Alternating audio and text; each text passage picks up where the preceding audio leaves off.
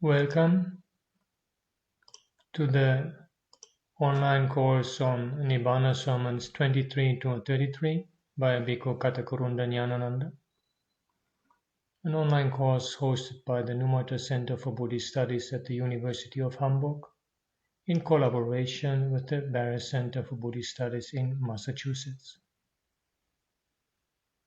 And today we will look at sermon number 30. But before that, a few extracts from the very interesting discussion on the forum. Bhikkhu Ñāṇananda.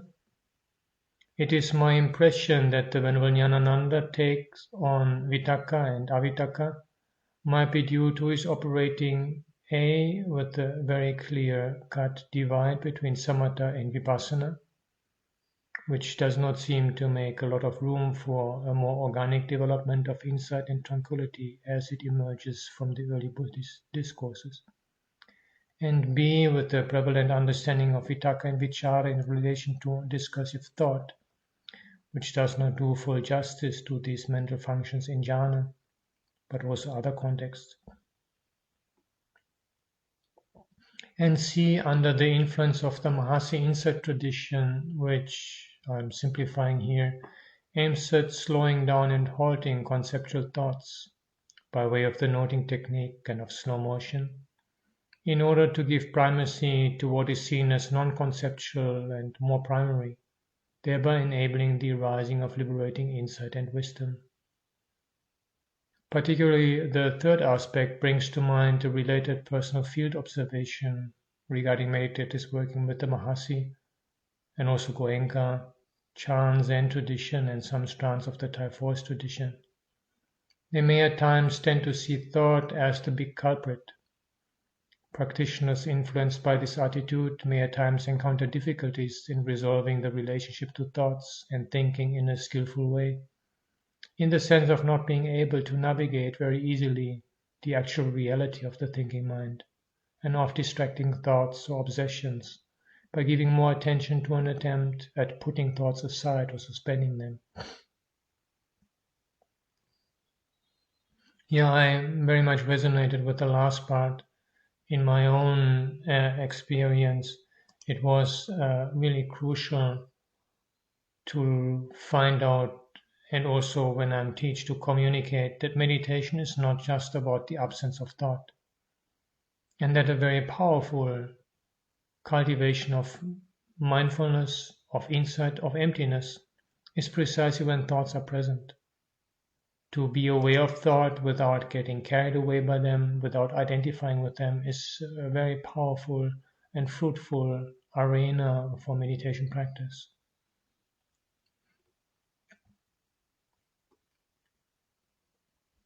Kim Allen.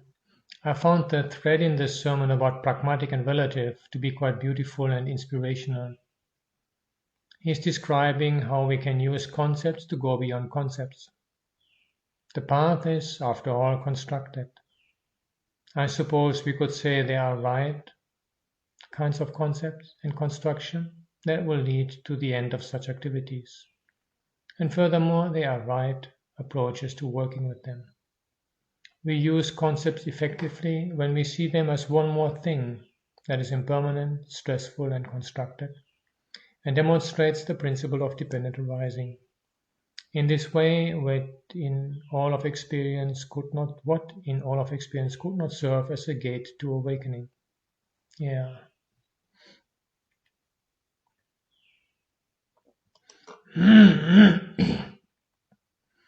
Robert Grosch. Desire conditions thinking, and thinking or thought conditions desire. Thinking again is also conditioned by papancha sanya sankha, but thinking also conditions papancha sanya sankha. So here we have two more whirlpools involving thinking, two more traps of existence. These whirlpools are all connected and contribute to the momentum that binds us to existence. We are in one whirlpool, and before we know what is going on, we are swirled into the neighboring whirlpool and left without orientation. This is what makes radical reflection so difficult. We have to slow down enough and gain the clarity to be able to see what is going on. Yeah. Robert really likes those whirlpools. Hedwig Kren. In meditation, I took up the slightly different rendering of the Venerable of Na etang mama, na esuam asmi, na mesu atta. Not this is mine, not this I am I, not this is myself. It was very interesting to observe that the strong na, not, really has potential to clear the ground from the clinging to the conceit I am. The wording cuts deeper in this way, maybe because of the highlighting of not. The planing down by the reflection not to level all the protuberances was one of the meditative themes that I took with me from this sermon. Yeah, I had the same experience as Hedwig. This is way back in Sri Lanka when I was transcribing the English translation Venerable Bhikkhu Ñāṇananda has made of his own sermons. And when I came to this part, this na etang mama, na esam asmi, na mesu atta, I also applied it in my own practice, and it gave a real cutting edge to the contemplation of anatta. And lastly, Katrainam. At first glance, formal Satipatthana meditation and silence concentration seem to be quite different practices. Yet upon reflection, their similarity became clearer, at least because the dispassion that can develop with both practices inclines the mind towards letting go.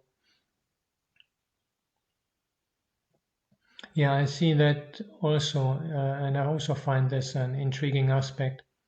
And my personal way of making sense of it is that the Satipatthana meditation described here is particularly said to be Supatitita Citta. It's a better developed, high level of Satipatthana meditation. And if we take that part of the Satipatthana Sutta that I have called a refrain, there's the last part, Anisito cha viharati na cha kinchi loke upadiyati. And this describes really the aim, goal, purpose of the practice, and also a high level of practice. One dwells independently without clinging to anything. And the animitta has a related nuance. It is can take its starting point in a very basic practice of sense restraint where nimittas are no longer grasped, clung to, and where we no longer dwell dependent on nimittas, and then lead to the actual samadhi, the animitta samadhi, where the mind is still there, is still aware, but no longer operates in the sense of no longer processing information, in the sense of dropping any perception as soon as it arises, and no longer taking up nimittas in any way. And so that anisita, non-dependence, and animitta, signlessness, I like to relate this to each other as two meditative approaches, the second one having a stronger dimension of tranquility, of samadhi, of samatha, but both pointing to the same, to the complete independence, the complete signlessness of the experience of Nibbāna.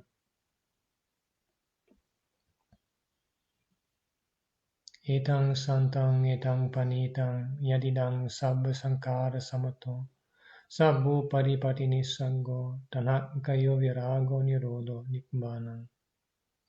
This is peaceful, this is excellent, namely the stilling of all preparations, the relinquishment of all assets, the destruction of craving, detachment, cessation, extinction. With the permission of the assembly of the Venerable Meditative Monks, this is the 30th sermon in the series of sermons on Nibbāna. In our previous sermon, we discussed the way of liberating the mind from the grip of thoughts, which are comparable to the army of Mara, by means of the gradual and systematic mode of practice based on the twin principles of pragmatism and relativity.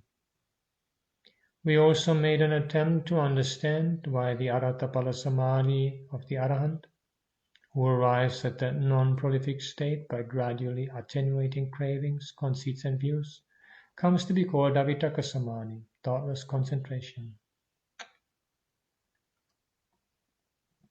This Avitaka Samadhi is the noble silence in its highest sense. It is not the temporary subsidence of thinking and pondering as in tranquility meditation. It goes deeper in that it routs the hosts of Mara at their very citadel, as it were, by penetrative wisdom. And the other day, with special reference to the Sakapanya Sutta in the Digha Nikaya, we outlined in brief a path of practice gradually tending towards the cessation of reckonings born of prolific perception. That discourse expounds an happiness, an unhappiness, and an equanimity to be pursued, and a happiness, an unhappiness, and an equanimity not to be pursued. We get a clear enunciation of these two kinds of happiness, unhappiness, and equanimity in the Salayatana Vibhanga Sutta of the Majjhima Nikaya. In that discourse, the Buddha gives an exposition of 36 pathways of thought, of beings, under the heading Chatinsa Sattapada, literally 36 steps of beings. They are listed as follows. Chagyasitani Somanasani, 6 kinds of happiness based on the household life. Comment, I just wanted to mention that here the term household life should be taken in a psychological sense. It is not about a distinction between those who have gone forth or not. In other words, even though I wear robes, I might still have Gehasita kinds of happiness or unhappiness. And somebody who is a layperson might have the other type. So it's not about one's role in society, so to say, or outside of society, but it is about the mental attitude. Is it the mental attitude of leading to accumulation of things, of ownership, or is it the mental attitude of renunciation? End of comment.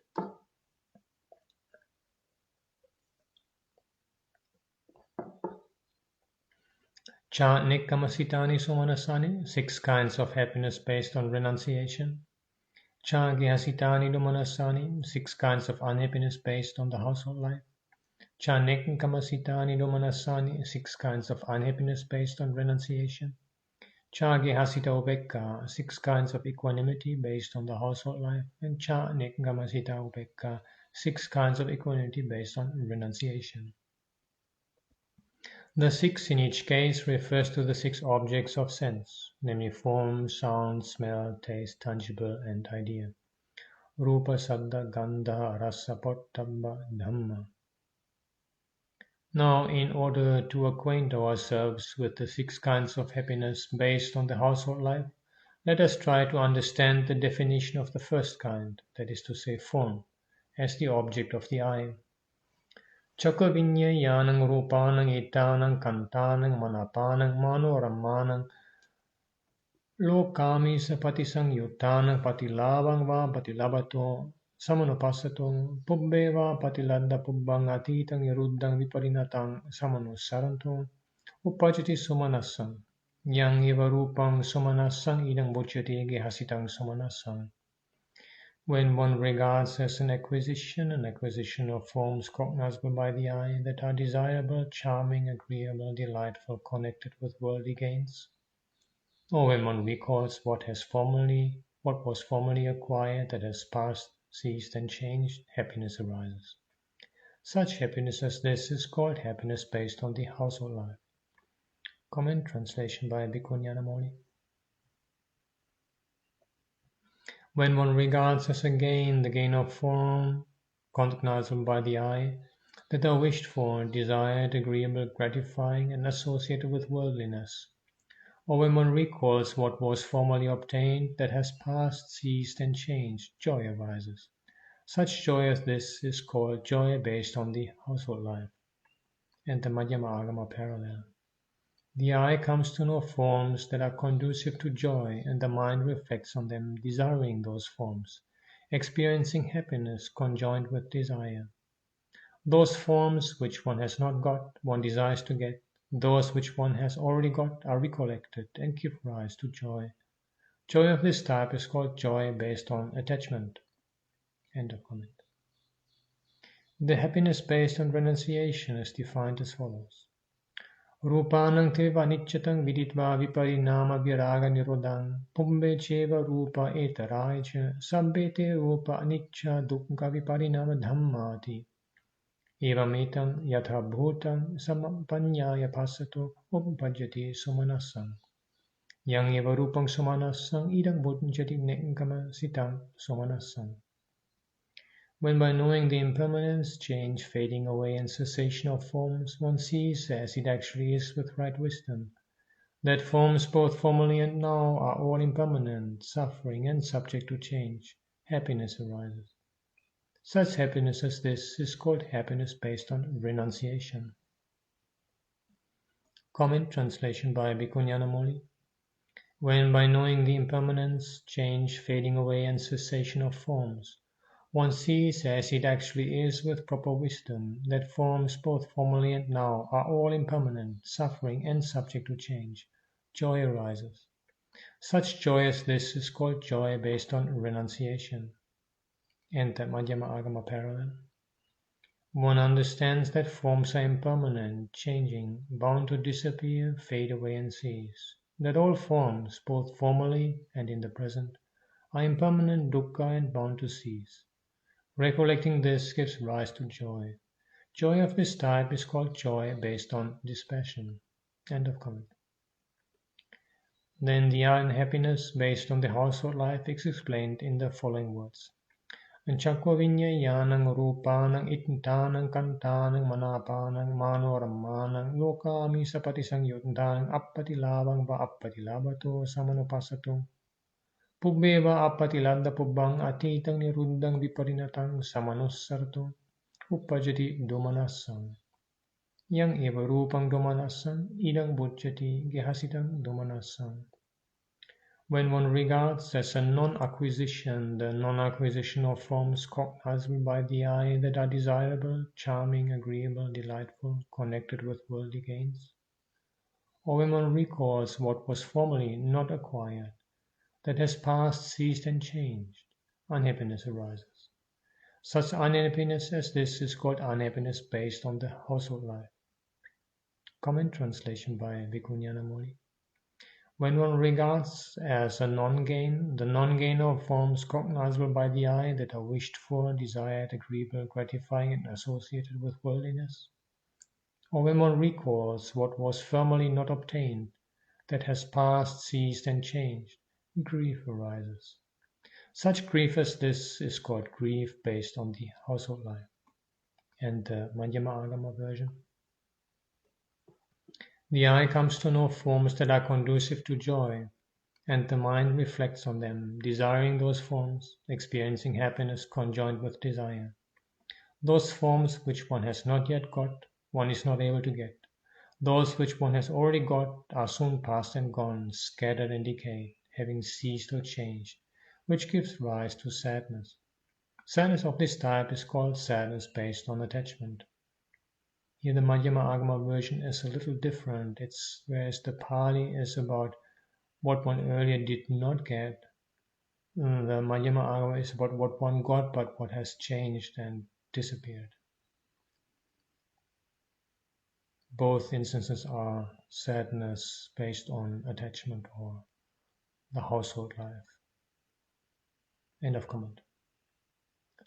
The description of unhappiness based on renunciation has a special significance to insight meditation. It runs, Rupanang teva aniccatam viditva viparinama viraga nirodhang pupe cheva rupa etarahaicha sabbe te rupa anicca dukkha viparinama dhammati evametam yatha bhutang sammappanyaya disva anuttaresu vimukhesu piyeng upattapeti Kadasu namahang tattayatanang upasampajya vyarisami yad arya itarahai ayatanang upasampajya vyarantiti. Iti anuttareso vimokeso piyam upatapayato uppajjati piya pacchayata domanasang. Yang eva rupang domanasang idang mochari nekkamasitang domanasang. When by knowing the impermanence, change, fading away and cessation of forms, one sees, as it actually is with right wisdom, that forms both formerly and now are all impermanent, suffering and subject to change. One arouses a longing for the supreme deliverances. Thus, when shall I enter upon and abide in that sphere that the noble ones now enter upon and abide in? In one who arouses such a longing for the supreme deliverances, unhappiness arises, conditioned by that longing. Such unhappiness as this is called unhappiness based on renunciation. Comment, translation by Bhikkhu Ñāṇananda. When by knowing the impermanence, change, fading away and cessation of forms, one sees, as it actually is with proper wisdom, that forms both formerly and now are all impermanent, suffering and subject to change. One generates a longing for the supreme liberations. Thus, when shall I enter upon and abide in that base that the noble ones now enter upon and abide in? In one who generates thus a longing for the supreme liberations, grief arises with that longing as condition. Such grief as this is called grief based on renunciation. And the Madhyamagama, one understands that forms are impermanent, changing, bound to disappear, to fade away and cease. That all forms, both formerly and in the present, are impermanent, dukkha, and bound to cease. Recollecting this, one reflects, when will I attain and dwell in that sphere, namely the sphere that the noble ones attain and dwell in? This is one's aspiration for the highest liberation. The frightening knowledge of dukkha and sadness gives rise to sadness. Sadness of this type is called sadness based on dispassion. End of comment. The description of unhappiness based on renunciation brings up some important terms worth discussing. Anuttaresu vimokesu is a reference to the three supreme deliverances, knowing as animitta, the signless, appanita, the undirected, and sunyata, the void. The reference to an ayatana sphere in this passage is particularly noteworthy. The sphere that the noble ones enter on and abide in is none other than the sphere alluded to in the famous sutta on Nibbāna in Udana, beginning with Addi Bhikkhave Tattayatanam Yatta Niva Patavina Apo, etc. Monks, there is that sphere in which there is neither earth nor water, etc. We have pointed out that this is a reference to the cessation of the six sense spheres as a realization. So the sphere that the noble ones enter on and abide in is the very cessation of the six sense spheres.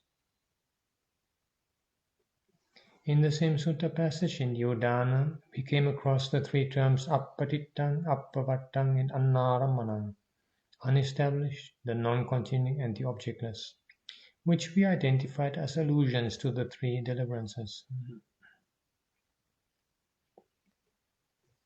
The word piya, Sanskrit sriha, longing, desire, occurring in this context, shows that there need not be any hesitation in using words implying desire in connection with Nibbāna.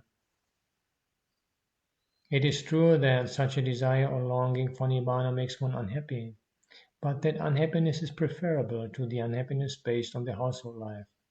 That is why it is upgraded here as unhappiness based on renunciation. Comment. Yeah, I thought this is a very important comment the Venerable Ñāṇananda makes. There's sometimes this tendency of thinking that any kind of desire is just wrong, and this is clearly not an accurate reflection of early Buddhist thought, where there is a distinction between types of desire, and desire, even longing for liberation, for freedom, for purification of the mind are commendable, because they lead one onwards on the path that eventually will end up bringing about complete absence of desires. End of comment. So far, we have quoted instances of the six kinds of happiness based on the household life, Chāki, Hasitani, Somanasani. Six kinds of happiness based on renunciation, Chānek, Gamasitani, Somanasani. 6 kinds of happiness based on the household life, Chagya Sitani Domonasani, and 6 kinds of unhappiness based on renunciation, Chanekkama Sitani Domonasani.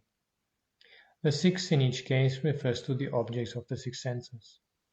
Now let us take up a paradigm to understand the 6 kinds of equanimity based on the household life, Chagya Sita Upekka. Chakuna Rupang Disva Upajati Upekka Balasa Molasa Prujanasa No Dojinasa Avipakajinasa Anadinava Dasavino Asuttavata Prujanasa Ya Eva Rupa Upekka Rupang Sa Na Ativatati Tasmasa Upekka Gyasitati Uchati. On seeing a form with the eye, equanimity arises in a foolish, infatuated worldling, in an untaught worldling who has not conquered his limitations, who has not conquered the results of karma, and who is not aware of danger. Such equanimity as this does not transcend form. That is why it is called equanimity based on the household life. Comment translation by Bhikkhu Ñāṇananda. On seeing a form with the eye, equanimity arises in a foolish, infatuated, ordinary person, in an untaught, ordinary person who has not conquered his limitations or conquered the results of action, and who is blind to danger. Such equanimity as this does not transcend the form. That is why it is called equanimity based on the household life. And the Madhyama Agama. The eye comes to know forms, and there arises equanimity. That is the indifference of one who is not learned, who lacks wisdom, an unlearned, ignorant worldling. Such equanimity towards form is not detached from form. This is called equanimity based on attachment. End of comment. The equanimity of a worldling untaught in the Dharma, who has not conquered limitations and defilements, and who has not conquered the results of karma, is incapable of transcending form. His equanimity is accompanied by ignorance. Then comes the description of equanimity based on renunciation, Nekkamasita Upekka. Rupanang tveva nityatang viditva viparinama viraga nirodang puppe cheva rupa etaraicha sabbete rupa anicca dukkha viparinama dhammati evametang yatha bhutang sammabhanyaya passato upajyati upekka. Ya eva rupa upekka rupang sa ativatati tasmasa upekka nekkamasitati uchati. When, by knowing the impermanence, change, fading away and cessation of forms, one sees as it actually is with right wisdom, that forms both formerly and now are all impermanent, suffering and subject to change, equanimity arises. Such equanimity as this transcends form. That is why it is called equanimity based on renunciation. Comment, translation by Bhikkhu Ñāṇananda. When by knowing the impermanence, change, fading away and cessation of forms, one sees as it actually is with proper wisdom, that forms both formerly and now are all impermanent, suffering and subject to change, equanimity arises. Such equanimity as this transcends the form. That is why it is called equanimity based on renunciation. And the Madhyama Agama version. One understands that forms are impermanent, changing, bound to disappear, to fade away and cease. That all forms, both formerly and in the present, are impermanent, dukkha, and bound to cease. Recollecting this, one is established in equanimity, equanimity that has been attained through mental development. This is called equanimity based on dispassion. Yeah, I particularly like in the Madhyama Agama that reference to equanimity attained through mental development. End of comment. The same kind of reflection on impermanence upon occasion gives rise to happiness, unhappiness, and equanimity according to the attitude taken up. Unlike the equanimity born of ignorance, this equanimity born of right wisdom transcends form. That is why it is called equanimity based on renunciation. The Buddha speaks about all the 36 objects of sense, out of which we brought up as a paradigm the illustration given about the visual object, form. These 36 are called 36 pathways of beings, chanting Sasattapada. in the sense that they depict the thought patterns of beings. In this discourse, the Buddha proclaims the basic maxim he employs in gradually channeling the thought processes of beings towards Nibbāna along these 36 pathways. The maxim is summed up in the following words: Tatra idang nisaya idang pajahata. Therein, depending on this, abandon that. This maxim has some affinity to the Paticca Samuppada formula, this being, this arises. In fact, this is a practical application of the same formula. In the context of the path of practice, the dependence on one thing is for the purpose of abandoning another. There is an attitude of detachment in this course of practice. Based on this maxim, the Buddha outlines the way in which he guides one towards Nibbāna in 4 stages. The first stage in that gradual path towards Nibbāna is described as follows. Tatra bhikkhave yani cha nekkamasitani somanasani tani nisaya tani agamma yani cha gihasitani somanasani tani pajahata tani samatikkamata. Evametasang pahanam hoti evametasang samatikkamo hoti. Then monks, depending on and relying on the 6 kinds of happiness based on renunciation, abandon and transcend the 6 kinds of happiness based on the household life. That is how they are abandoned, that is how they are transcended. Comment? Translation by Bhikkhu Ñāṇananda. Here, because by depending and relying on the 6 kinds of joy based on renunciation, abandon and surmount the 6 kinds of joy based on the household life. It is thus they are abandoned, it is thus they are surmounted. And the Madhyama Agama. By holding to the 6 types of joy that are based on dispassion, by depending on them and dwelling in them, extinguish the 6 types of joy that are based on attachment, remove them, vomit them out. In this way they are to be eradicated. End of comment.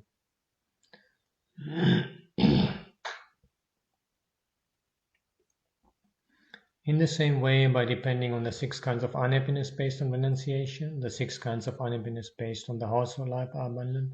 Also, by depending on the 6 kinds of equanimity based on renunciation, the 6 kinds of equanimity based on the household life are abandoned. So at the end of the first stage, what are we left with?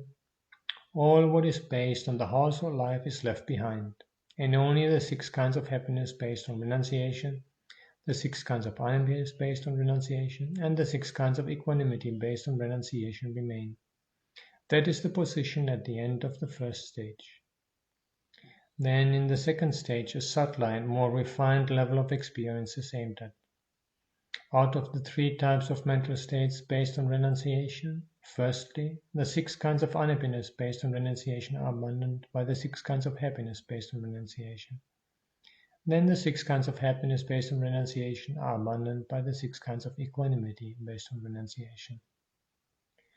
To the extent that all the above 3 mental states are based on renunciation, they are of a piece with each other. Also, it is the same mode of insightful reflection that gives rise to them. However, as attitudes, happiness is subtler and more excellent than unhappiness, and equanimity is subtler and more excellent than happiness, since it is nearer to wisdom. So in the second stage, we see a gradual procedure arriving at a subtler and more excellent state, even in the case of those 3 mental states based on renunciation. By the end of the second stage, only equanimity based on renunciation remains. Now comes the third stage. Here the Buddha points out that in the case of equanimity, there can be 2 varieties. Ati bhikkhave ubekka nanata sita, ati bhikkhave ubekka ekatta sita.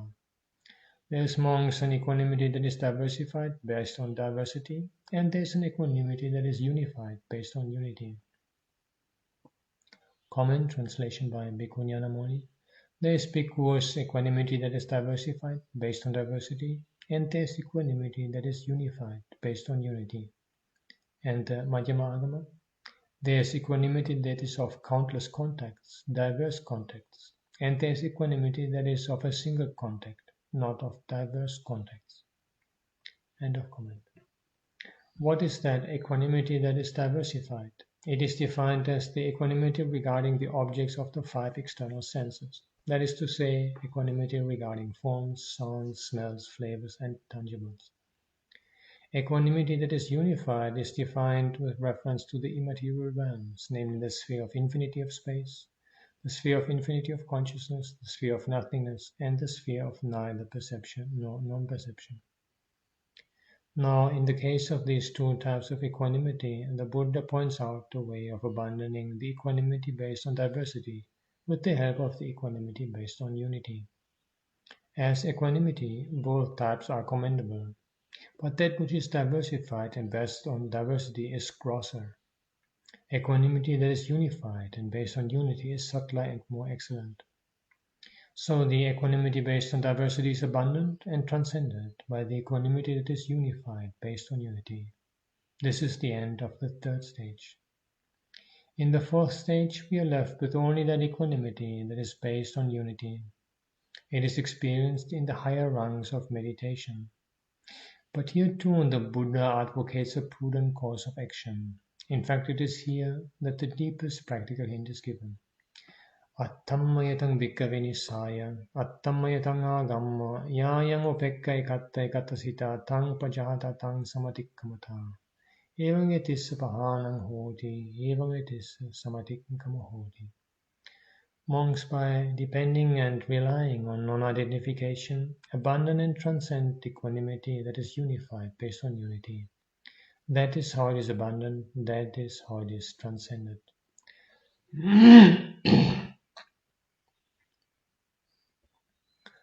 Comment translation by Bhikkhu Ñāṇananda. Because by depending and relying on non-identification, abandon and surmount equanimity that is unified based on unity. It is thus this is abundant, it is thus this is surmounted. End of comment. Not yet end of comment actually. I need to mention that this part is not found in the Majjhima Agama. No, really, end of comment. Attammayata is a term we have already discussed at length in our earlier sermons. Its importance has not been sufficiently recognized in our tradition. As we pointed out, the word tammayo, literally of thatness, could be explained with reference to such usages as suvarnamaya and rajatamaya, gold and silver. How does this of thatness come by? If, for instance, one who has attained the infinity of space as a meditative experience identifies himself with it, with the conceit, Iswam Asmi, this am I, there is that tammayata coming in. It is a subtle grasping, or in other words, a me thinking, manjana, imagining oneself to be one with that experience. So the Buddha's advice is to abandon and transcend even that equanimity based on unity by resorting to the maxim of attammayata, non-identification. The subtle conceit asmi, is that trace of grasping with which one tries to sit pretty on that which is impermanent and changing. It is the most fundamental assertion of existence.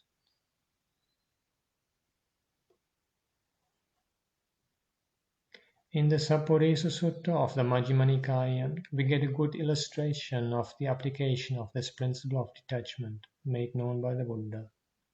Sappurisu chako bhikkhave iti parisanchikkati.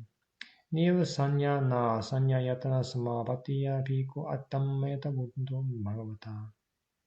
Yena himanyanti tatutang hoti anyata. So attammayatang yeva antarang karitva thaya neva sanya na sanya yatana samapatiya neva attan unkang sirina parang bambeti. Ayambi bhikkhave sampurisa dhammo. But a good man, monks, considers thus non-identification even with the attainment of the sphere of neither perception nor non-perception has been declared by the fortunate one, in such terms as, in whatever way they imagine, thereby it turns otherwise. So he takes into account that very non-identification and neither exalts himself nor disparages another, because of his attainment of the sphere of neither perception nor non-perception. This too, monks, is the nature of a good man. Comment, translation by Bhikkhu Ñāṇananda. But the true man considers thus non-identification, even with the attainment of the base of neither perception nor non-perception, has been declared by the Blessed One. For in whatever way they conceive, the fact is ever other than that. So putting non-identification first, he neither lauds himself nor disparages others because of his attainment of the base of neither perception nor non-perception. This too is the character of a true man. And the Madhyama Agama, one who has the nature of a true person, reflects like this. The Blessed One has said that the sphere of neither perception nor non-perception is of an immeasurable type. However, if one were to measure it, then that would be clinging. Because of this absence of clinging, he should receive support and respect.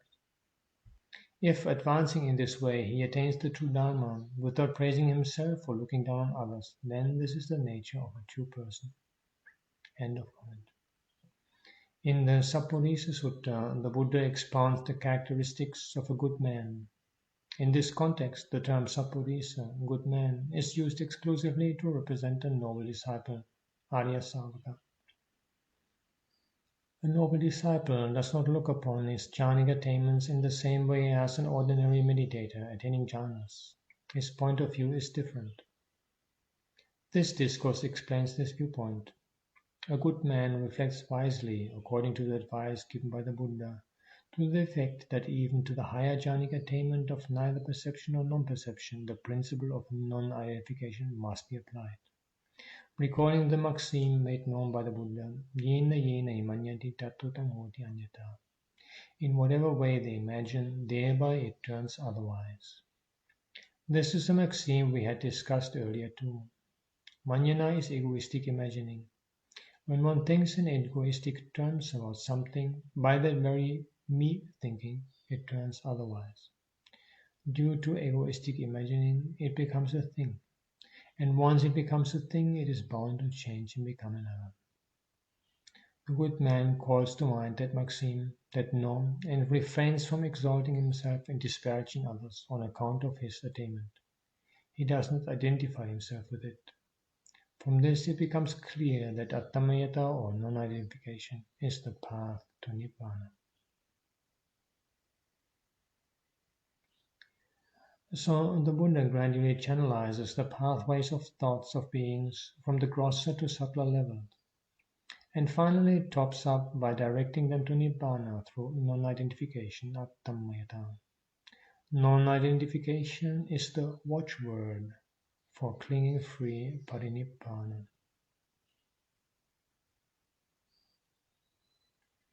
The dictum tatta idang nisaya idang pajahata, then depending on this, abandon this, which the Buddha expounds in the Salayatana Vibhanga Sutta, portrays the duality between attention, manasikara, and inattention, amanasikara.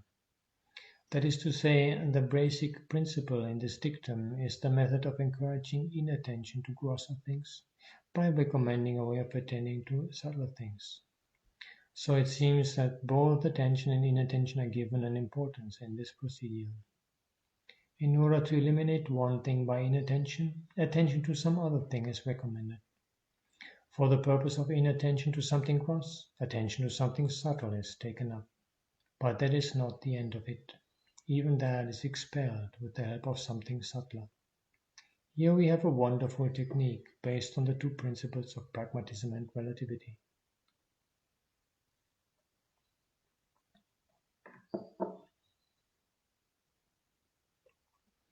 These two terms comprehend the entire gamut of the path of practice in Buddhism. Pragmatism means for some practical purpose, relative means in relation to something else. That is, as a means to an end, and not absolutely as an end in itself.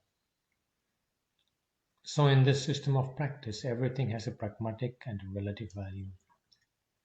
The question of attention and inattention has also to be understood in that background.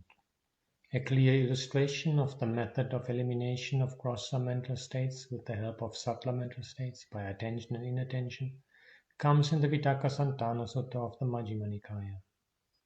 There the Buddha explains this method, making use of a simile of a carpenter. Seyatapi bhikkhave dakko palagandova palagandante vasiva Sukumaya aniya ularikang ani abhinihareya abhinivanjaya. Evameva ko bhikkhave bhikkhuno yang nimittang agamma yang nimittang manasikaroto upampanjanti papaka kusala vitakka chandupasangitapi dosupasangitapi mohupasangitapi tena bhikkhave bhikkhuna tamma nimitta anyang nimittang manasikatamma kusalupasangitang.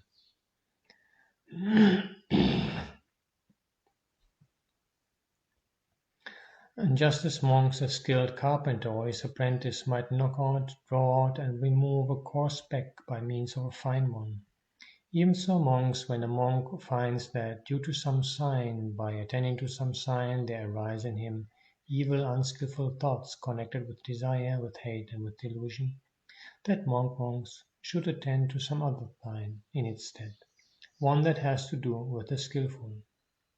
Comment translation by Bhikkhu Ñāṇananda.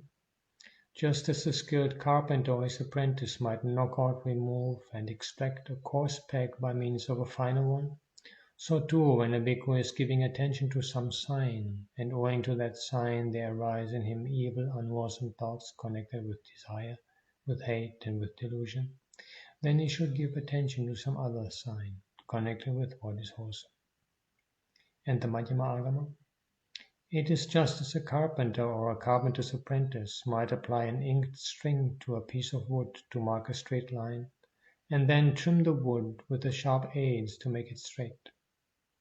In the same way, because the sign has led to the rising of unwholesome thoughts, the monk instead attends to a different sign related to what is wholesome, so that evil and unwholesome thoughts will no longer rise. Yeah, the Majjhima Agama has quite a different simile here. And I must say I find the Pali version similarly more fitting to the context. End of comment. Now let us try to understand the point of this simile. When, for instance, a carpenter, in fitting out a door, finds that he is driving a blunt nail, he extracts it with the help of a sharper one. He takes up the sharper nail just for the purpose of extracting the blunt nail. So also one resorts to a skillful thought to expel the unskillful thought as a means to an end. This kind of pragmatic and relative approach avoids tenacious grasping and dogmatic involvement. The spirit of the law of dependent arising runs through the entire course of Buddhist practice, culminating in attammayata, non-identification. The two terms kusala and akusala also deserve our special attention in this context. The basic meaning of kusala is skillful and akusala means unskillful. Here again we have something relative. Skillful presupposes unskillful and gets a value in relation to the latter. It has no absolute value. We make use of the skillful in order to push away the unskillful. That done, there is no further involvement with it, as one's last resort is attammayata, non-identification. That is why there is no problem of a clogging coming in. This is again, I found this a very important comment by Venerable Ñāṇananda, as particularly in our Theravada tradition there is sometimes a very understandable emphasis on the importance of what is kusala, skillful or wholesome, but the aspect of attammayata, non-identification, is not seen with sufficient clarity. There's this beautiful passage, I think it's in Samana Mandika Sutta, Sila vahoi nocha sila mayo, be virtuous but not made of virtue. I think that very powerfully brings out that same thing that one observes morality, one does what is skillful, but one does not construe a sense of identification, attachment, and conceit based on that. End of comment. Our discussion of the Salayatana Vibhanga Sutta brings to light another unique feature of this Dhamma. In other religious systems, the question of reality is resolved by having recourse to unity. Oneness is supposed to be the ultimate goal. In our analysis of the samsaric problem, we often refer to a duality or dichotomy. Everywhere we were confronted with a duality. But to grasp the two as one in some form of oneness is not the way out. Instead, we have here as the final solution attammayata or non-identification, a clinging-free approach in the last analysis. Comment, yeah, I cannot help again expressing my appreciation for this point. There's a considerable trajectory among Buddhist practitioners to miss out on the need of non-identification even with the idea or the experience of unity. Unity is indeed not the final solution for the problem of duality. The final solution is attammayata. End of comment. It is in the nature of samsaric existence that beings find themselves bound and fettered. These fetters are called sangyojanani. A binding or a fetter implies two, as when two bulls are tied together. The term upadana is also quite often used. It implies a holding on to something. There too the notion of a duality comes in, one who holds and the thing held. It is not at all easy to transcend this duality, characteristic of samsaric existence. This is the crux of the whole problem. Unity or oneness is not the solution. It has to be solved with extreme judiciousness. In the very first discourse of the Samyutta Nikaya, we get a solution to the problem, briefly stated. The discourse is called Oga Tarana Sutta, crossing the flood, and it was given pride of place, probably because of its importance. A deity comes and asks the Buddha, Katang no tvang marisa ogang atari? How did you, sir, cross the flood? And the Buddha answers, Apatitang kvang avusu anayuhang ogang atari. Without tarrying, friend, and without hurrying, did I cross the flood. But the deity, finding the answer too enigmatic, asks, Yathakatang panatamang marisa apatitang anayuhang ogang atari? But how exactly is it, sir, that you crossed the flood without tarrying and without hurrying? Then the Buddha makes an explanatory statement. Yadasvang avoso santitami tadasu sangsidami. Yadasvang avoso ayuhami tadasu nibboihami. Evam kvang avoso apatitang anayuhang ogangattaring. When I, friend, tarried, I found myself sinking. When I, friend, hurried, I got swept away. And so, friend, without tarrying and without hurrying, did I cross the flood. Comment translation by Bhikkhu Bodhi. When I came to a standstill, friend, then I sank. But when I struggled, then I got swept away. It is in this way, friend, that by not halting and by not straining, I crossed the flood. And here again the Samyukta Agama parallel, which conveys basically the same sense. End of comment. Then the deity, being pleased, uttered the following verse in approbation. Chirasang vatapasami brahmanang parinimmutam apatitang anayuhang tinnang loke visantikam. Oh, what length of time since I beheld a saint with all his passions quelled, who neither tarrying nor yet hurrying has crossed the world's viscosity, craving. Comment translation by Bhikkhu Bodhi. After a long time at last I see a Brahmin who is fully quenched, who by not halting, not straining, has crossed over attachment to the world. And here the Samyukta Agama parallel again giving pretty much the same meaning. End of comment. This discourse on crossing the flood reveals some salient features of the middle path. If a person caught up in a water current tries to stay still, he will sink. If he simply struggles to escape, he will get swept away. So, like a good swimmer, he has to avoid both extremes and by means of a mindful and systematic gradual thought, work out his freedom. In other words, he has to strive, not struggle. So we can understand why the Buddha in his very first sermon, the Dhammacakkappavattana Sutta, Discourse on the Turning of the Wheel of Dhamma, proclaimed as the middle path, the Noble Eightfold Path, avoiding both extremes of attachment to sensuality, kama sukkalika yoga, and self-modification, atta-kirimattana yoga. Here too the implication is that the entire round of existence is a water current to be crossed over by means of a systematic and gradual effort. In some of our earlier sermons, while analyzing the law of dependent arising, we made use of the simile of the vortex for easy comprehension. Now, if we are to take it up again, we may say that it is in the nature of beings in samsara to get drifted by the current of preparations, sankhara, owing to ignorance, avidya, and go on revolving between consciousness, vijnana, and name and form, nama rupa. This ignorance in the form of the four great perceptions, namely the perception of permanence in the impermanent, the perception of pleasure in the painful, the perception of beauty in the repulsive, and the perception of self in the not-self, give rise to the runaway current of water which keeps running round and round between consciousness and name and form. This is the samsaric vortex, samsaravatta. Nor, for instance, if we throw even a small leaf to a spot where there is a vortex, it also keeps revolving. Similarly, all over this samsaric existence, duality holds sway.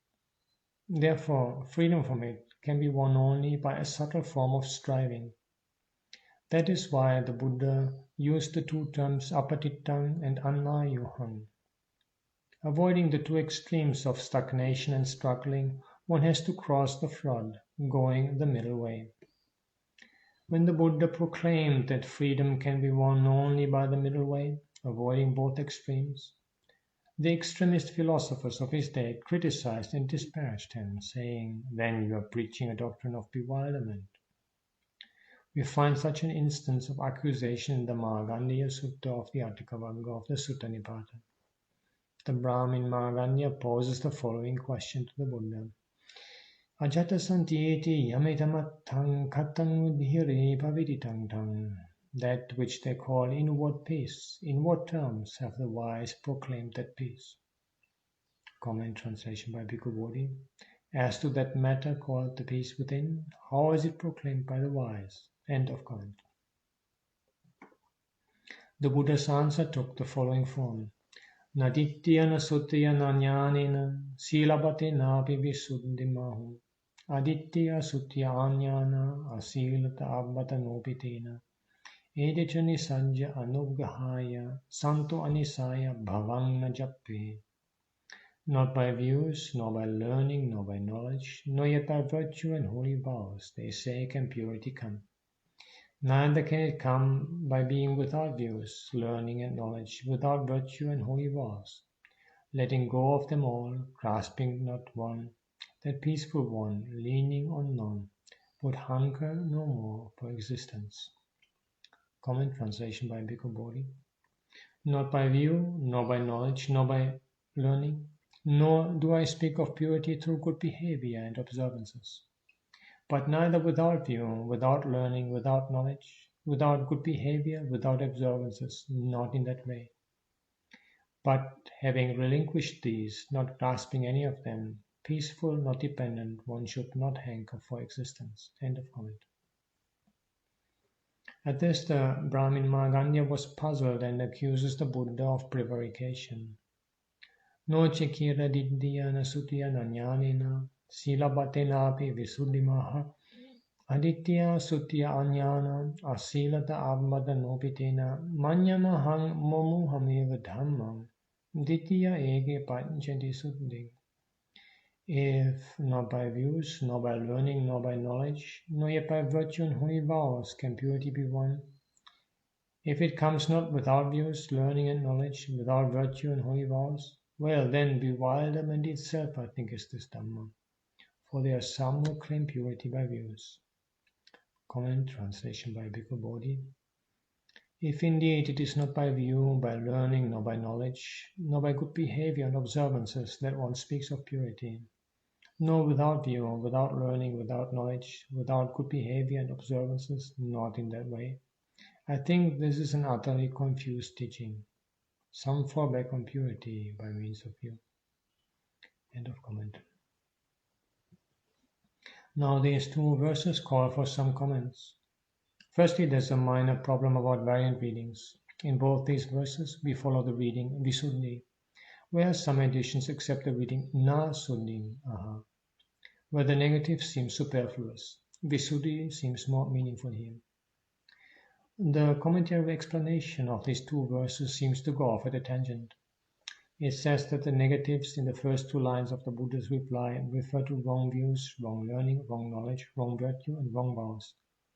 And at the third and fourth line refer to right view, right learning, right knowledge, right virtue, and right vows. In other words, it is only a question of wrong views, micchaditthi, and right view, sammaditthi. This interpretation misses the subtle point at issue in this dialogue. If it is as simple as that, there is no ground for Markandeya's accusation. Other religious teachers who disputed with each other and used to assert that purity is attained only by their views, learning, knowledge, virtue, and vows. Here then it is not a question of difference between micchaditthi and sammaditthi. Here is something more radical concerning sammaditthi itself. According to this enlightened approach, views etc. cannot totally be dispensed with, nor are they to be grasped. We come back now to the two keywords, pragmatic and relative. That is why the Buddha declared that purity cannot be attained by views, learning, knowledge, virtue, and vows, nor in the absence of these qualities. This is an apparently contradictory statement, which, however, puts in a nutshell the essence of the middle path. The inward peace mentioned in the above context is nothing other than the clinging free perfect extinction, anupada parinibbāna. That becomes clear by the last three lines of the Buddha's reply, eticha nisajja anuggahaya santo anisaya bhavangna chappe.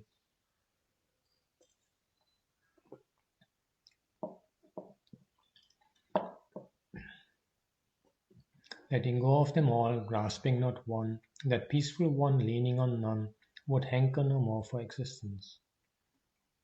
Common translation by Bhikkhu Bodhi, but having relinquished these, not grasping any of them, peaceful, not dependent, one should not hanker for existence. End of comment.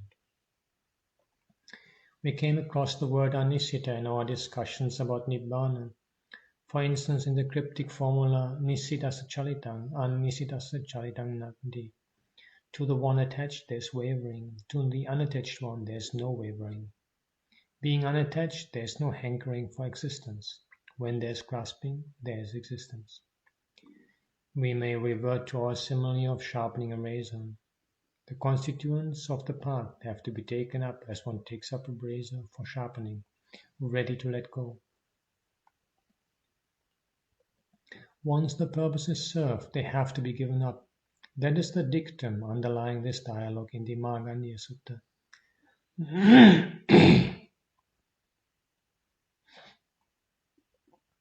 Now we come to a discourse which clearly and unmistakably presents this extraordinary first principle. The discourse is the Rattavinita Sutta of the Majjhima Nikāya.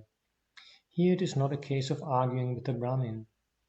The interlocutors in this discourse are two stalwarts of this dispensation, namely Venerable Sariputta and Venerable Punnamanthaniputta.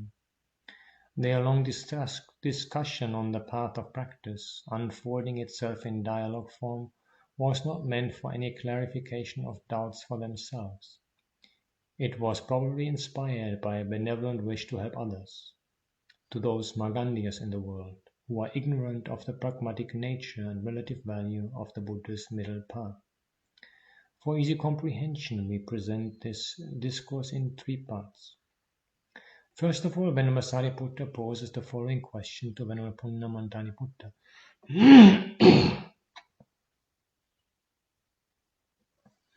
Kinnukua vuso sila visuddhatang bhagavati brahmacharyang vusatiti. What friend is it for the sake of purification of virtue that the holy life is lived under the fortunate one? And Venerable Punnamanthaniputta replies, no friend. Then is it for the sake of purification of mind that the holy life is lived under the Fortunate One? No, friend. Then is it for the sake of purification of view, purification by overcoming doubt, purification by knowledge and vision of what is the path and what is not the path, purification by knowledge and vision of the way, purification by knowledge and vision that the holy life is lived under the Fortunate One? No, friend. Then Venerable Sariputta asked, for the sake of what then, friend, is the holy life lived under the Fortunate One? Friend, it is for the sake of perfect Nibbāna without clinging that the holy life is lived under the Fortunate One. Comment translation by Ñāṇamoli. But friend, it is for the sake of purification of virtue that the holy life is lived under the Blessed One? No, friend. Then it is for the sake of purification of mind, purification of view, purification by overcoming doubt, purification by knowledge and vision of what is the path and what is not the path, purification by knowledge and vision of the way, purification by knowledge and vision that the holy life is lived under the Blessed One? No, friend. For the sake of what then, friend, is the holy life lived under the Blessed One? And the Madhyama Agama.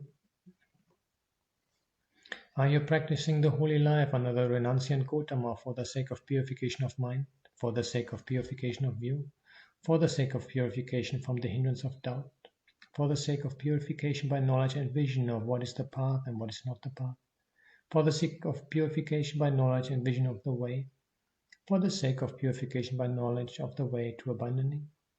To each question, Punnamantani Buddha replied, not so. In that case, for the sake of what are you practicing the holy life under the renunciant Gautama? Yeah, before continuing, I wanted to discuss a little bit the beginning of this discussion. In the Majjhima Nikaya version, the first question Sariputta asks is, Bhagavatino Abhusa Brahmacharyam Bhusateti. Is the holy life lived under the Blessed One, friend? Which is a kind of a strange question to ask for a Buddhist monk, to ask another Buddhist monk. And now if we look at the Madhyama Agama parallel, he asks whether the holy life is cultivated under the recluse Gautama. And this is actually the way the Sariputta keeps referring to the Buddha in the Madhyama Agama version. And we find this is actually supported by some Sanskrit fragments. Have survived only very few small pieces of the Sanskrit version. But it is clear that here too he uses Shramana, and the next we get Gautama. And we find another line where the expression Bhagavan is used. So it is clear that there is also here an exchange of question-answer where one person uses Shramana Gautama and the other one Bhagavan. And if we look at this from the viewpoint of oral transmission, in the reading Shramana Gautama, recluse Gautama is the more unusual reading. And so if that should have been found in the Pali version at some earlier point, it would have been very easy for it to get corrected, so to say, during oral transmission, because the reciters would have been aware of the fact that it is quite inappropriate for Sariputta to refer to his teacher, the Buddha, as recluse Gautama. Now, if we take a step back and look at the whole situation, the setting of this discussion is that at an earlier point, Sariputta had heard Punnamantani Buddha being praised in the presence of the Buddha. And at that time he thought like, oh, I hope I will be able to meet this Punnamantani Buddha and have a discussion with him in the future. And then at a later time, Punnamantani Buddha actually comes to visit the Buddha. And another monk tells Sariputta, look, this Punnamantani Buddha has come. You always wanted to discuss with him. That is your occasion now. And so then Sariputta goes to meet Punnamantani Buddha, and the whole idea seems to be that he wants to tease out Punnamantaniputta's wisdom. And in fact, at the end of the discussion, Punna says, when Sariputta then reveals his identity at the end of the discussion, Punna says, wow, if I had known that that was Sariputta I'm talking to, I would have never gone into such a detailed explanation.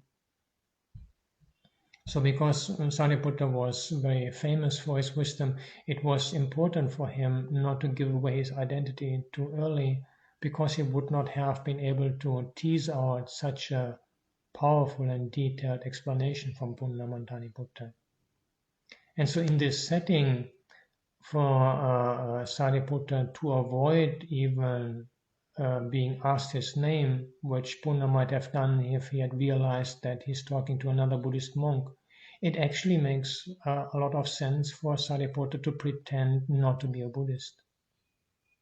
And here, again, as a background, the discourse, of course, we don't know exactly when to place this Rattavinita Sutta in the overall history of early Buddhism, but Ananda is not mentioned. And so this makes it possible that this discourse should be located at an earlier time when Ananda had not yet become the Buddha's attendant. And we find in the Vinaya an episode where the Buddha asks Ananda to devise a way of sewing robes so that they resemble the pattern of paddy fields. And this episode is found in the different Vinayas, and some of them give as introductory narration that a contemporary king had been paying respects to some ascetics, mistaking them for Buddhist monks. So the idea seems to be that the Buddha gives this instruction to Ananda to develop a certain way of making robes so that Buddhist monks, Buddhist monastics, nuns also, become more easily recognizable. From the viewpoint of that episode, it would seem that at an earlier time, before the Buddha gave this instruction to Ananda, Buddhist monastics were not easily recognizable. If that should hold for the Rattavinita Sutta, it would mean that Sariputta was not, Punna had never met him before. Sariputta's robes would presumably have been of the type generally used in ancient India by recluses and not distinctly Buddhist. And by using Shramana Gotama, Samana Gotama, he would also not give himself away as a Buddhist. It would mean that he is able to tease out and motivate Punna to give this detailed explanation by, in a way, without of course lying in any way, but just by pretending to be a non-Buddhist. And that now it's a little bit a long story, but it's not just about this discourse, because if this whole reconstruction should be somewhere close to what the text is about, it would in turn have considerable implications on the 7 stages of purification. Because the 7 stages of purification are only found in this one discourse, and they are part of a set of 9 purification, where the term used is parisuddhi instead of visuddhi. In the Dasuttara Sutta, the last discourse of the Digha Nikaya, a long list of doctrinal items. Otherwise, they don't occur in the early discourses. They are an element of rather secondary importance. If Sariputta was pretending or playing the part of being a non-Buddhist, he would of course not have been able to formulate his questions with some teaching that is typically Buddhist. Means that my impression is that these stages of purification, maybe not the complete set of 7, but individual of them, were ideas generally floating in the ancient Indian setting. In fact, we earlier had the passage from Magandiya Sutta where he asserts Ditya eke pachanti suddhing, some here get purity through views. So that's very clear, the purification by views, and purification by morality is obvious. And so my impression, my argument, my hypothesis, my suggestion is that the 7 stages of purification were not a distinctly Buddhist teaching, not even central in early Buddhism, but they are an assembly of different ideas of what the goal of living the holy life, the celibate life might be, purity of morality, purity of views, etc.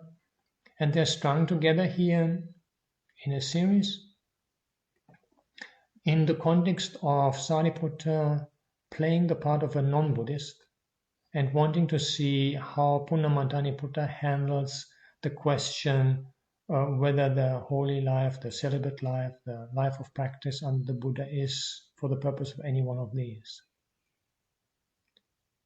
I still haven't finished. Another aspect that is now interesting also is that the very fact that the 7 stages of purification are found only in this one discourse seems to have had an important impact on Buddhaghosa's use. Buddhaghosa in his Visuddhimagga uses the 7 stages of purification as his basic scaffolding. And this is how the 7 stages of purification have become of paradigmatic importance in the Theravada tradition. Now, Buddhaghosa seems to have had another work as his precedent. This is the Vimuttimagga, work that nowadays is only extant in Chinese. It's shorter, it's somewhat more practical, and it does not have the 7 stages of purification. It only refers to some of them in a kind of by-the-way manner. And so, from as far as I can see, when Buddhaghosa was given this task of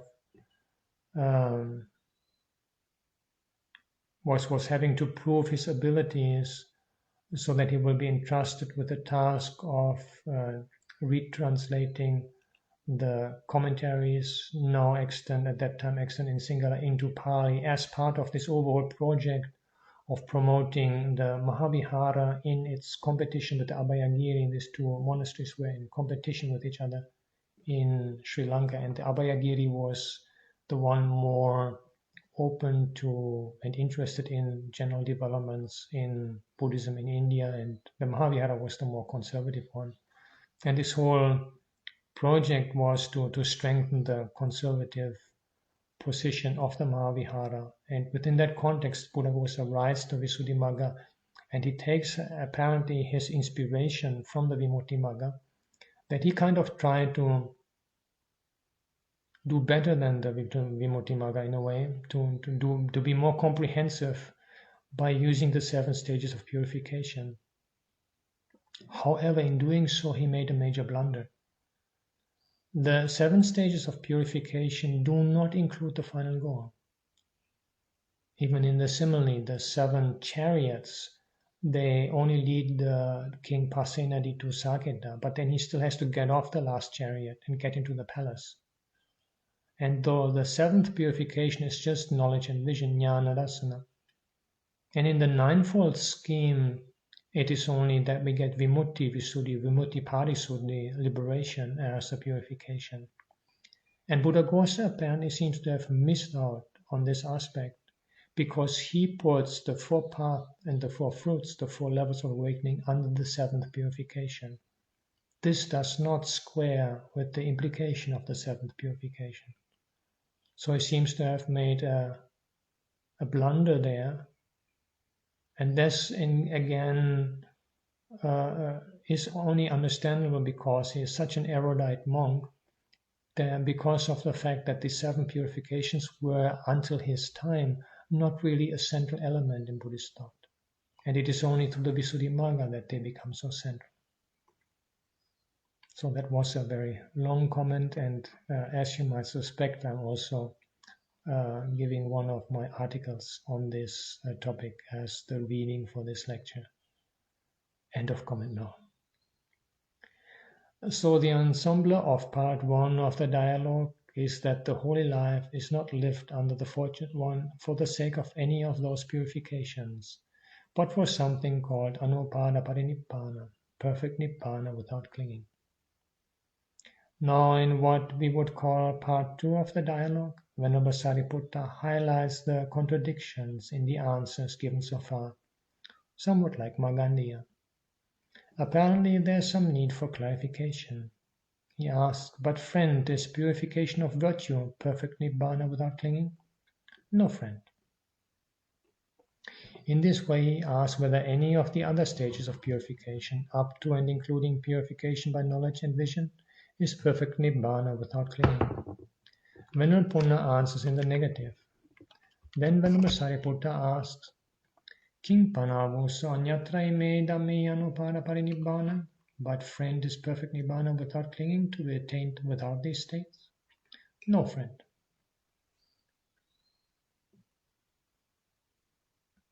So then it looks as if the trend of contradiction has come to a head. Now in part 3 of the dialogue we find Venerable Sariputta rhetorically summing up the previous section of the dialogue. When asked, but friend, is purification of virtue perfect Nibbāna without clinging? You replied, no, friend, and so on, citing even the last negative response. And when asked, but friend, is perfect Nibbāna without clinging to be attained without these states? You replied, no, friend.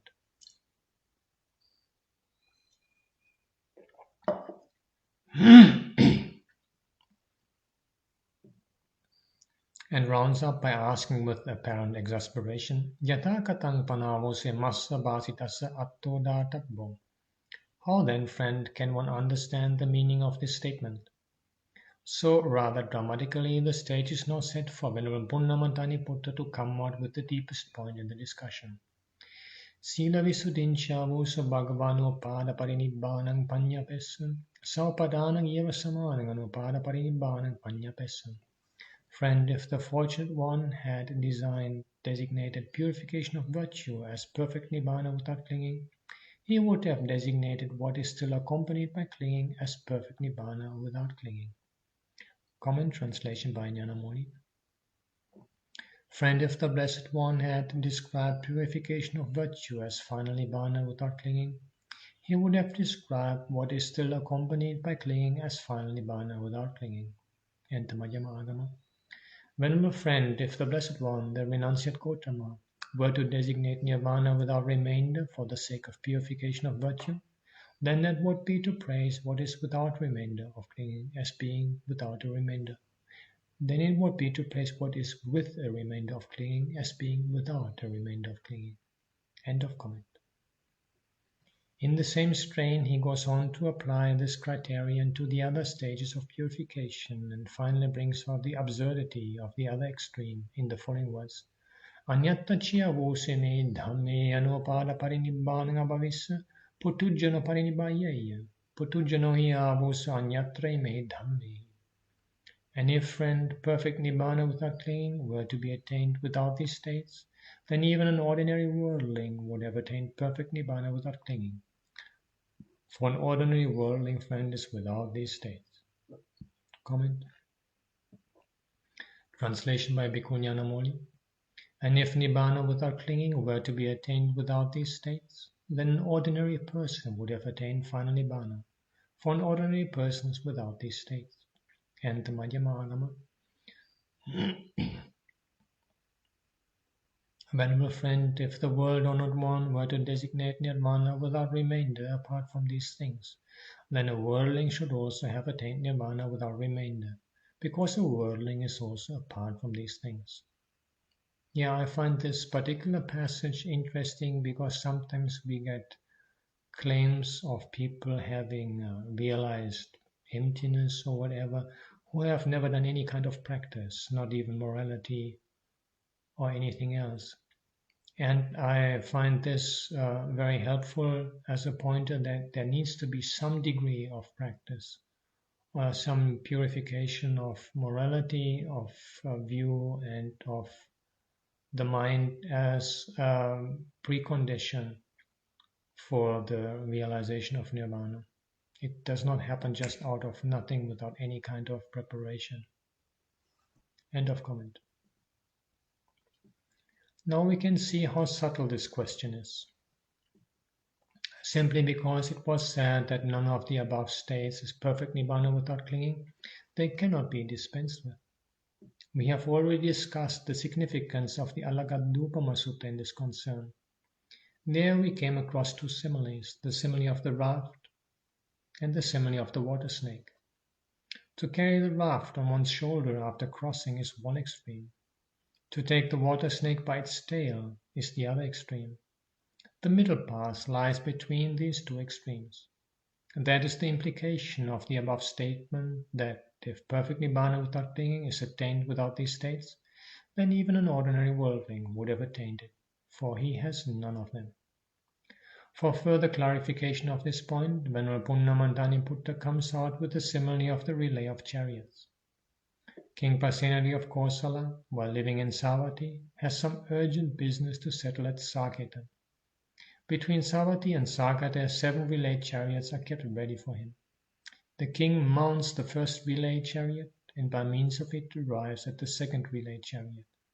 Then he dismounts from the first relay chariot and mounts the second chariot. By means of the second chariot he arrives at the third chariot. In this way, finally arrives at Saketa by means of the 7th chariot. Then with his friends and relatives in Saketa ask him, "Sire, did you come from Savatthi to Saketa by means of this chariot?" He cannot reply in the affirmative. He has to relate the whole story of passing from chariot to chariot. Having given this simile as an illustration, Venerable Punnamantaniputra sums up the correct solution to the point at issue in the following memorable words. Evameva ko avoso sila visuddhiya vadeva citta visuddhata, citta visuddhiya vadeva ditti visuddhata, ditti visuddhiya vadeva kanka vitarana visuddhata, kanka vitarana visuddhiya vadeva magga maganyana dasana visuddhata, magga maganyana dasana visuddhiya vadeva patipada jnana dasana visuddhata, patipada jnana dasana visuddhiya vadeva jnana dasana visuddhata, jnana dasana visuddhiya vadeva anupada parinibbanata, anupada parinibbanatan ko avuso bhagavati brahmacharyam vusati. Even so, friend, purification of view is purposeful as far as purification of the mind. Purification of the mind is purposeful as far as purification of view. Purification of view is purposeful as far as purification by overcoming doubt. Purification by overcoming doubt is purposeful as far as purification by knowledge and vision of what is the path and what is not the path. Purification by knowledge and vision of what is the path and what is not the path is purposeful as far as purification by knowledge and vision of the way. Purification by knowledge and vision of the way is purposeful as far as purification by knowledge and vision. Purification by knowledge and vision is purposeful as far as perfect Nibbāna without clinging. It is for perfect Nibbāna without clinging that the holy life is lived under the fortune moon. Comment translation by Bhikkhu Ñāṇananda. So too, friend, purification of virtue is for the sake of reaching purification of mind. Purification of mind is for the sake of reaching purification of view. Purification of view is for the sake of reaching purification by overcoming doubt. Purification by overcoming doubt is for the sake of reaching purification by knowledge and vision of what is the path and what is not the path. Purification by knowledge and vision of what is the path and what is not the path is for the sake of reaching purification by knowledge and vision of the way. Purification by knowledge and vision of the way is for the sake of reaching purification by knowledge and vision. Purification by knowledge and vision is for the sake of reaching final Nibbāna without clinging. It is for the sake of final Nibbāna without clinging that the holy life is lived under the Blessed One. And the Madhyama Agama. In the same way, venerable friend, through purification of virtue, one attains purification of mind. Through purification of mind, one attains purification of view. Through purification of view, one attains purification from the hindrance of doubt. Through purification from the hindrance of doubt, one attains purification by knowledge and vision of what is the path and what is not the path. Through purification by knowledge and vision of what is the path and what is not the path, one attains purification by knowledge and vision of the pathway. Through purification by knowledge and vision of the way, one attains purification by knowledge of the way to abandoning. Through purification by knowledge of the way to abandoning, the Blessed One designates Nirvana without remainder. End of comment. The key word in this grand final of this dramatic exposition is Yavateva. Simply rendered, it means just for, that is, the sufficing condition for something else. Properly understood, it is the watchword upholding the twin principles of pragmatism and relativity. In the light of the illustration by relay chariots, this watchword stands for that impersonal momentum or impetus required for any gradual course of purposive action, according to the law of dependent arising. So we see how the Buddha discovered and laid bare the first principles of a universal law conducive to one's emancipation. Here is a series of states, in which one state is to be made use of for reaching another, and that for reaching yet another, but none of which is to be grasped per se. This is the distinction between what is called upadi, or samsaric asset, and nirupadi, or the assetless nibbana. In the case of those meritorious deeds productive of samsaric assets, one goes on accumulating and amassing them. But for the nibbanic state of nirupadi, the assetless, there is a different approach. One state leads up to another, and that to yet another, in accordance with the simile of the relayed chariots. But none of them is to be grasped per se. One grasps neither purification of view, nor purification of the mind, nor purification of view, nay, even purification by knowledge and vision. Leaving them all behind and reaching the subtles of them all, there comes the final let go, to attain that perfect extinction without clinging, anupada parinibbana. This is the subtlest truth in this Dhamma. Thank you for your attention.